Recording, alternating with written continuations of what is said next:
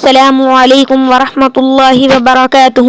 آج ہم قصص النبیین پارٹ 3 لیسن 7 پڑھیں گے۔ سبق پڑھنے سے پہلے آپ میرے چینل اسلامک گرل کو سبسکرائب، ویڈیو کو لائک اور کومنٹ ضرور کر دیجیے۔ سبق شروع کرتے ہیں۔ بسم اللہ الرحمن الرحیم۔ فی النیل، دریائے نیل میں، ولیکن خافت موسیٰ، ولیکن اور لیکن، خافت خوف زدہ ہوئی، موسیٰ، موسیٰ علیہ السلام کی والدہ،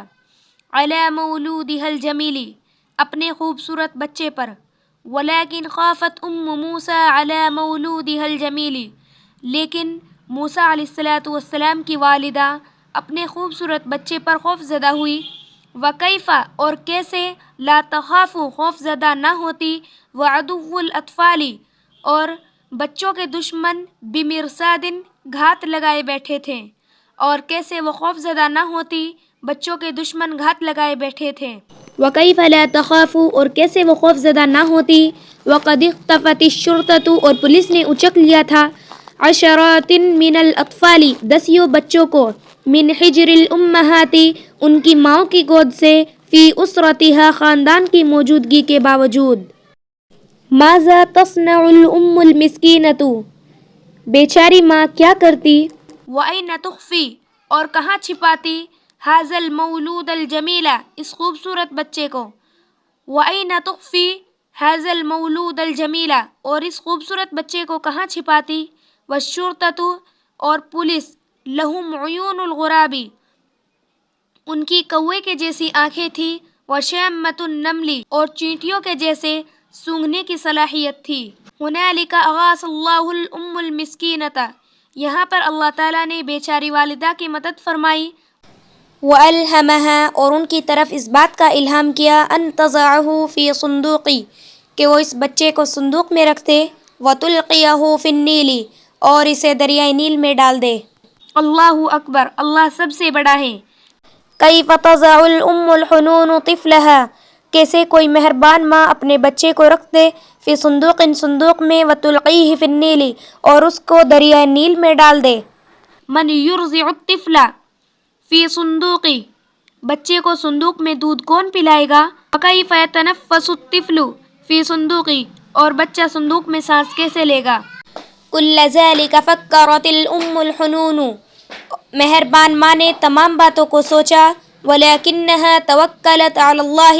لیکن اللہ تعالیٰ پر بھروسہ کیا،